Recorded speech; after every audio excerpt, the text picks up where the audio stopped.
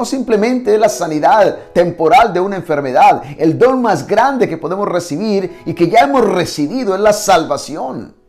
Y que nos tiene que llevar, mover a darle continuamente gracias a Dios. Dios espera de nosotros que nos acerquemos a Él y nos acerquemos con humildad para dar gracias. Sin humildad no hay gratitud, porque te repito una vez más, la gratitud es la hija de la soberbia.